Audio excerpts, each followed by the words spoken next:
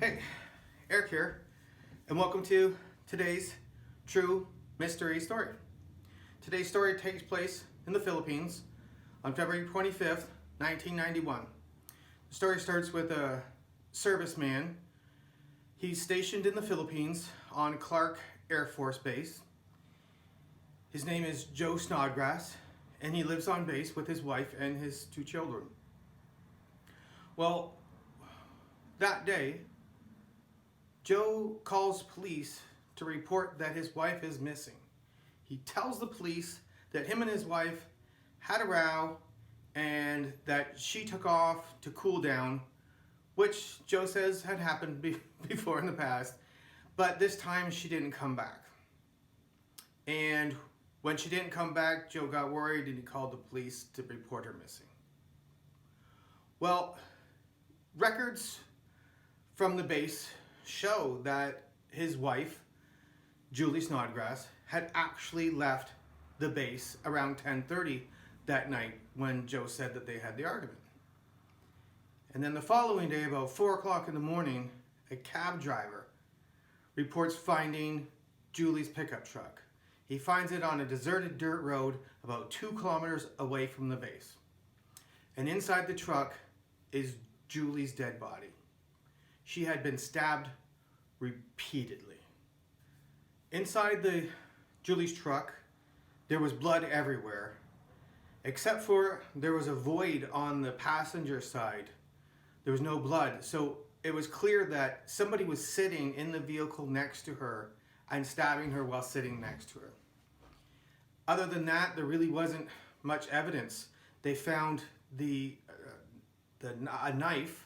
It was thrown in the field about 100 meters away from where the truck was found.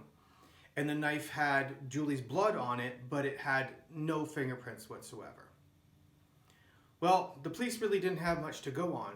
They looked into Joe, and it was confirmed that Joe had not left the base at any point during his wife's disappearance.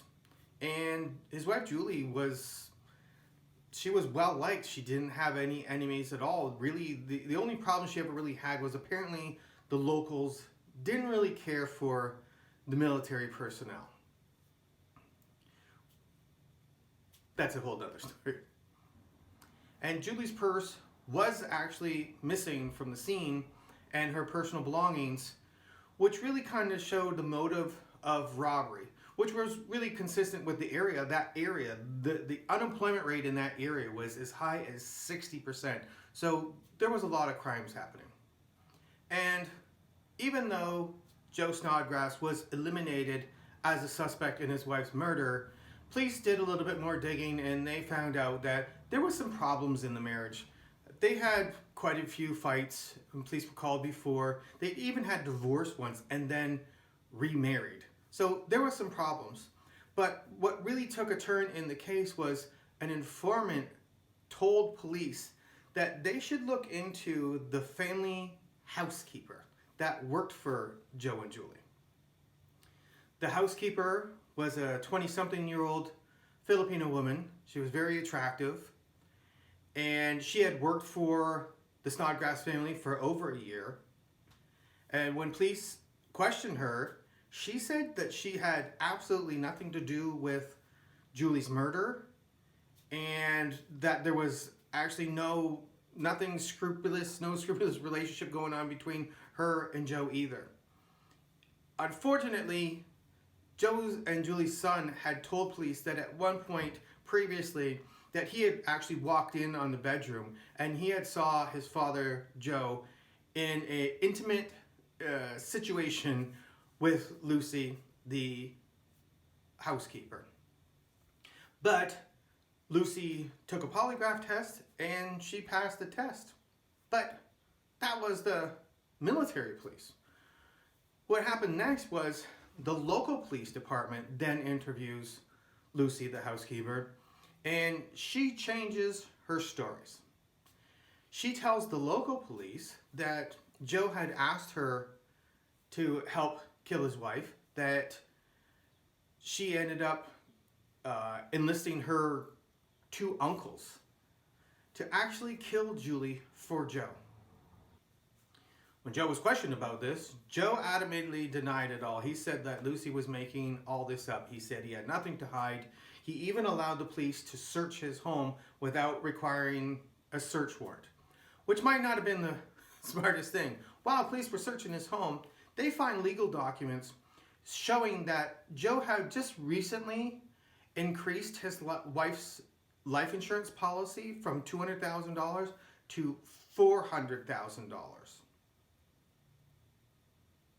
And also, when the police were searching, they found in his office a couple of 5-inch computer floppy disks. You know, the old kind that they used in 1991.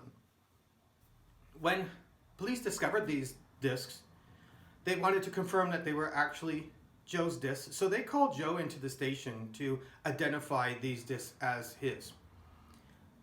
He had found out that that's why he was going to the station, and when the police, in a colossal screw up, they handed Joe the disc, Joe turns around, pulls out a pair of scissors from his pocket, and he starts cutting up the disc to destroy the data that's on the disc.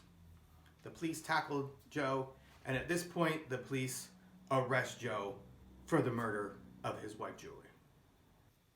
So, without any hard evidence against Joe for his wife's murder, they really looked at the disc, and the police had to find information from the disc. So they looked to see if they could find someone who could recover the data from the disc. And again, remember, this was 1991, and precedent really had been set at this point on the recovery of data once a disc was cut up like that. And the police that were looking to find data recovery companies that would do it, they were told at the time that it could take over a year to get the data and cost over $1 million, and still there was no guarantees that they would even be able to recover the data. Fortunately, the Department of Defense had just recently opened a new office for computer forensics, a computer forensics lab. And so the police decided to take the disc to them. They took a look at it, and well, with a bit of ingenuity and a whole lot of luck, they actually pieced together these discs very quickly, I might add, and for a cost of just $131. So now, with the data on the disc had been recovered, police search the data, and inside the data they find a letter that Joe had written to the housekeeper Lucy, clearly asking Lucy for help to help him kill his wife Julie. As it turned out, Lucy really did ask her two uncles to murder Julie. And unbelievably, they were paid $150 to do this deed. Well, with that evidence from the data recovered from the discs and Lucy's testimony, Joe Snodgrass had already been arrested, but now with all the evidence against him, he pled guilty to solicitation for murder. And he was sentenced to life in prison, in a military prison. Lucy, for her part in this murder for hire, she was given just 1 year for her part in the plan. And as far as Lucy's uncles, the ones who actually committed the murder, they each only received a year in prison. It's unbelievable. Once again, I say to y'all, if you don't like your partner, just leave. Just leave. Remember, don't be a criminal or a victim. If you like today's story, you can watch more of my stories. You can go to truemrstories.com, or you can go to mystery.fan, and there you can watch more of my stories. And as always, thanks for watching.